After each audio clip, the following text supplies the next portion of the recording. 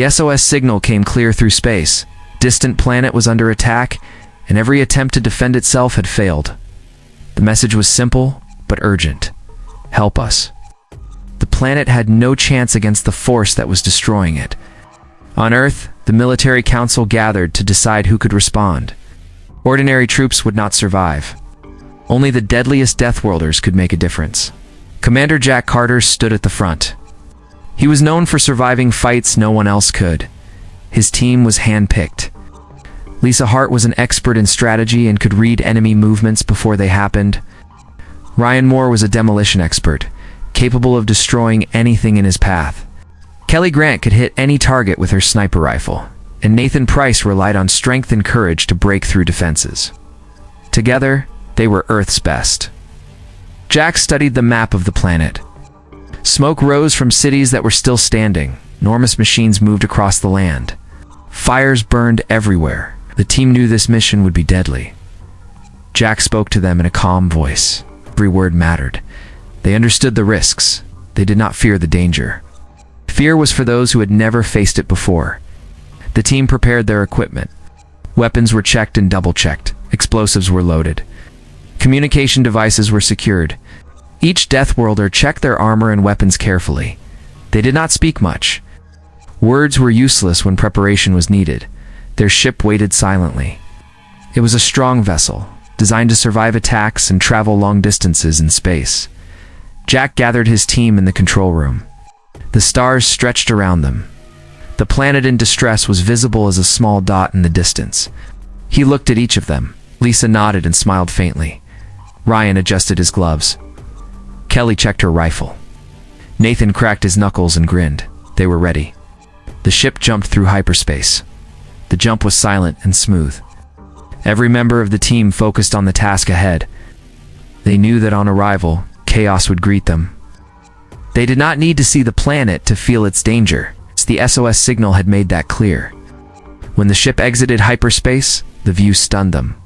Cities were burning. Smoke covered the land. The sounds of explosions reached them even from orbit. Huge vehicles moved across the ground, crushing everything in their path.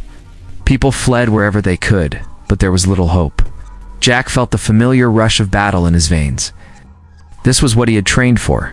This was what he lived for. The team quickly moved to deploy. Shuttles carried them to the surface. They landed in a ruined city. The streets were empty, but the danger was everywhere. Debris blocked roads. Buildings leaned dangerously. The air was thick with smoke and dust. Jack led his team silently, watching every corner. Lisa scanned for enemy signals. Ryan prepared charges. Kelly positioned herself on higher ground. Nathan stayed close to Jack, ready to break through anything. Suddenly, distant gunfire erupted. The enemy had noticed their arrival. Jack signaled his team. They moved together with precision, as if one mind controlled them. They were trained for this. Each step was calculated. Action was planned. The city became a battlefield. Jack felt a grim satisfaction. This was only the beginning. The SOS had been clear, and they were here. Earth had sent its deadliest Deathworlders. Enemy would learn that humans were not to be underestimated. The fight was coming, and Jack knew they would strike fear into every opponent they faced. The team moved through the ruined city with quiet speed. Every corner held danger. Jack led the way. Lisa used her devices to scan for enemy movements. Ryan checked the streets for traps and explosives. Kelly climbed to higher ground to get a better view of the battlefield. Nathan stayed close, ready to face any obstacle. They split into small units to hit key targets. One group moved to destroy communication towers. Another group set charges on enemy vehicles. Every action was precise. Every movement was calculated. The goal was simple: weaken the enemy and take control of the city. Jack and Lisa entered a building to observe enemy positions. They saw a large squad moving through the streets. The soldiers were disciplined, but they were unprepared for Deathworlders. Jack signaled Lisa. She marked the enemy positions and shared them with the team. Ryan and Nathan moved silently behind the squad, setting explosives and preparing for the strike. Kelly lined up her shots from above. The attack began. Kelly fired, taking out soldiers before they knew what happened. Explosions shook the streets. Ryan set off charges to destroy enemy vehicles. Nathan tore through barricades, pushing the remaining soldiers back. Jack and Lisa moved in, using every skill they had learned. The city became a storm of smoke, fire, and chaos. Amid the battle, Lisa discovered an important detail. The human queen, forced to lead the enemy, was directing the troops. She was skilled and sharp. The queen was not weak. Lisa reported to Jack. They realized the fight would be harder than expected. Freeing the queen could turn the battle in their favor, but it would be dangerous. The team continued to strike. It destroyed supply depots and cut off enemy reinforcements. Civilians hid wherever they could, hoping the soldiers would spare them. Jack and his team focused on precision, avoiding unnecessary harm. The goal was to end the enemy threat quickly. A large enemy squad appeared, moving to intercept the Deathworlders. Jack signaled his team. They moved as one. Ryan set traps. Nathan charged into the squad, and Kelly picked targets from above. Lisa coordinated every action. Jack confronted the squad leader in close combat. The fight was fierce. Jack used speed and strength to overcome the leader, proving why Earth sent its deadliest warriors. After the battle, the team regrouped. The city was still dangerous, but they had control over key areas. The Queen's position was becoming more important. They knew they had to reach her before the enemy could react. Every step was calculated. Failure was not an option. Jack spoke to his team. Their words were few, but firm. They were ready to face whatever came next. The planet was burning, but hope was returning. Earth had sent its deadliest Deathworlders, and their actions were beginning to change the battle. The Queen's secret would be the key to winning, and Jack knew they had only just begun. The night fell over the city. Fires burned brightly against the dark sky. Jack looked at his team. They were tired but focused. Every member knew the danger that lay ahead. The SOS had been clear, and they had answered. The fight for the planet was far from over, but the first strike had shown that human Deathworlders were a force that could not be stopped. Jack and his team moved carefully through the damaged city. They were closer to the Queen now. The buildings were broken, and fires burned on every street. The sound of battle was all around. The enemy had regrouped and was more alert. Lisa detected the Queen's position. She was held in a heavily guarded area, surrounded by enemy soldiers who obeyed her every command. The Queen was not weak. She had to be forced into action, but her intelligence and skill were clear, even from a distance. Jack realized rescuing her would change everything. Jack gathered the team and explained the plan. They would approach quietly and strike with precision. Ryan would disable the guards silently. Kelly would provide cover from above. Nathan would be ready to smash through any obstacle. Lisa would coordinate the attack and communicate with the Queen if possible. The team moved into position. The streets were dark, but they had practiced for this.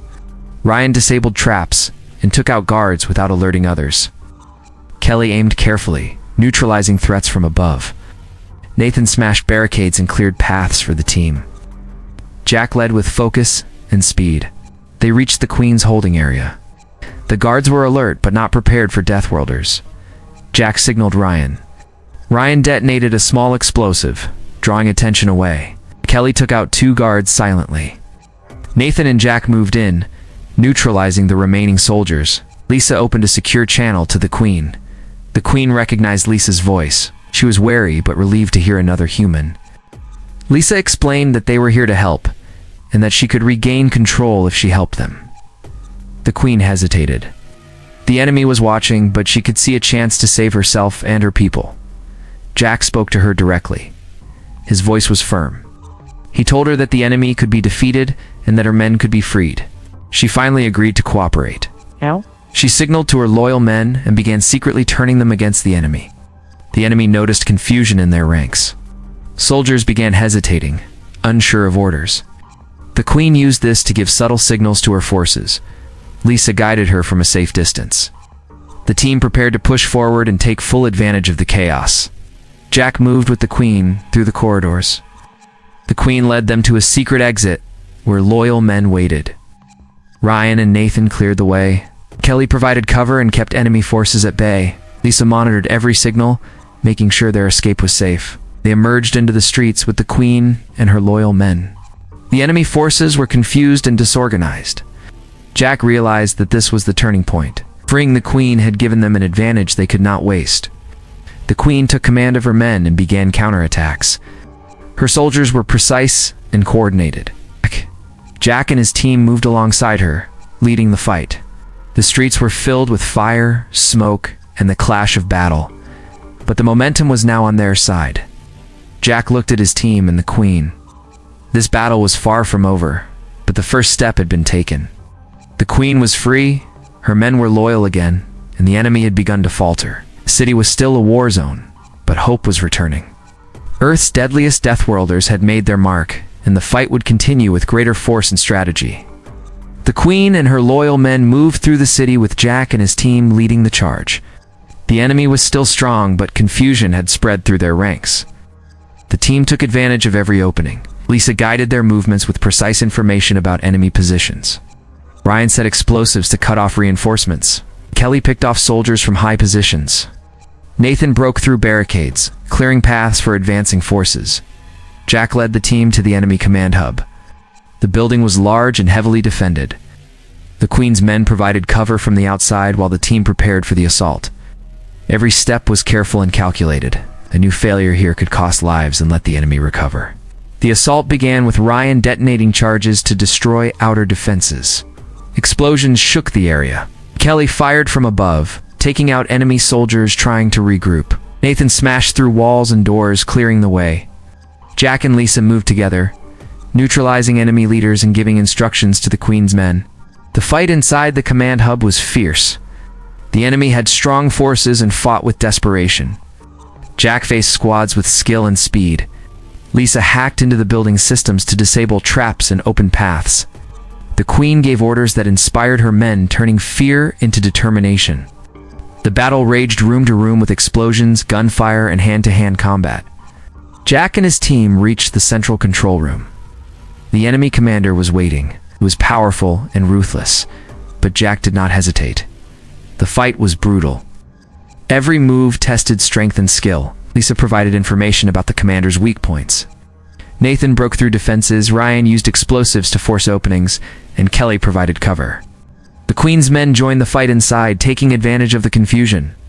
The commander fought hard, but he underestimated the Deathworlders. Jack struck with precision and strength, overcoming him in close combat. The enemy's control began to collapse. The Queen took full command of her men and directed the remaining enemy soldiers to stand down. The building was damaged and unstable. Jack realized that the central power core could be destroyed, ending the enemy threat permanently. Lisa scanned the systems and guided the team through the process. Ryan and Nathan planted explosives, while Kelly kept watch for approaching enemies. The Queen coordinated her forces outside to prevent reinforcements from arriving. As the core prepared to overload, Jack and his team moved to safe positions. The countdown began. The building shook violently. Fire and smoke filled the halls. Every member of the team held their ground, ensuring the core would be destroyed without casualties among the freed soldiers. The Queen watched as the plan unfolded perfectly.